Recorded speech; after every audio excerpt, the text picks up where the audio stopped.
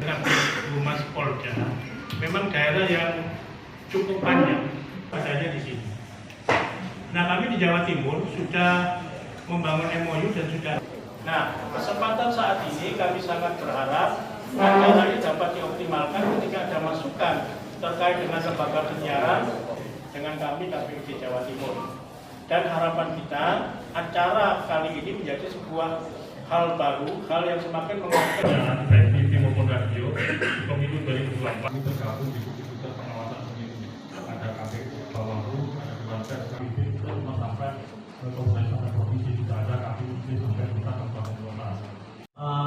Apa yang sebenarnya menjadi fungsi lembaga penyiaran itu? Jadi lembaga penyiaran TV dan radio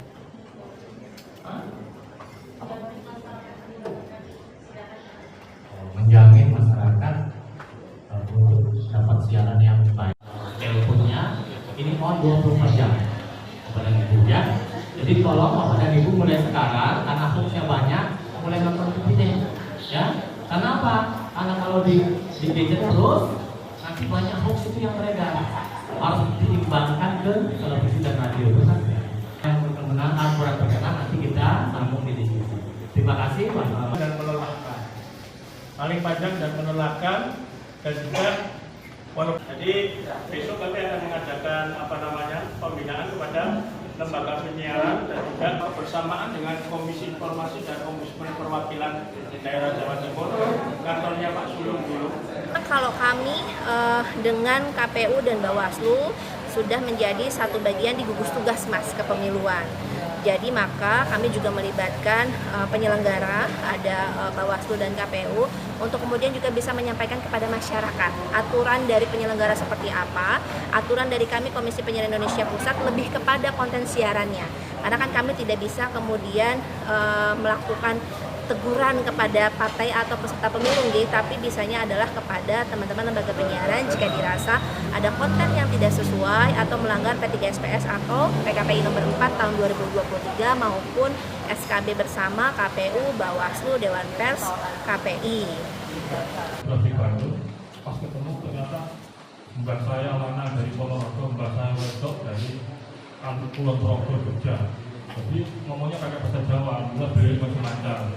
Setiap tahun ini juga sekarang fokus di pengawasan iklan kampanye yang resmi dimulai tanggal 21 Januari sampai 10 Februari yang sesuai aturan bahwa masing-masing peserta pemilu paslon itu paling maksimal per hari di lembaga penyiaran untuk di TV 10 maupun di radio juga 10. Kalau di TV sepanjang 30 detik satu iklannya, kalau di radio 60 detik per iklannya, jadi masing-masing 10. Pak, sejauh ini sudah ada temuan pelanggaran kampanye Pak di media-media tersebut Pak?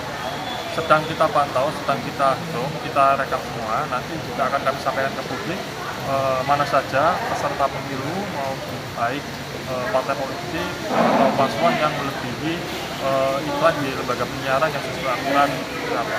Sedang kita pantau semua. Nanti akan kita laporkan ke publik bahwa per hari ini seperti apa.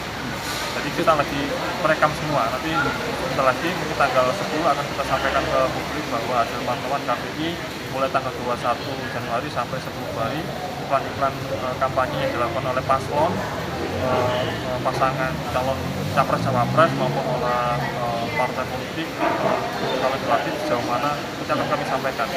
Kalau terkait pemberitaan dan penyiaran, kami dari awal sudah meminta agar seluruh lembaga penyiaran memberikan porsi yang sama kepada paslon maupun pemberitaannya. Jadi harus berimbang dan memberi kesempatan yang sama. Selain itu juga kita berharap pemberitaan juga terkait penyelenggara pemilu diberitakan. Bagaimana warga untuk melakukan nyoblosnya pindah.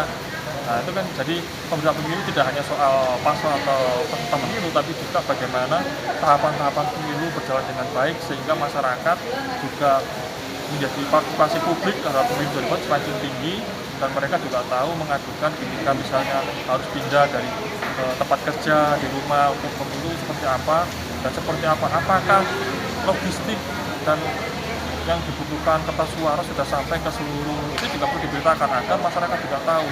Misalnya saya nyebut di sini loh Pak, jangan-jangan kertas suara maupun kotak suara dan yang lain-lain, kelengkapan kesuksesan pemilu 2024 apakah sudah sampai kepada di tingkat paling bawah, yaitu ya desa dan TPS masing-masing.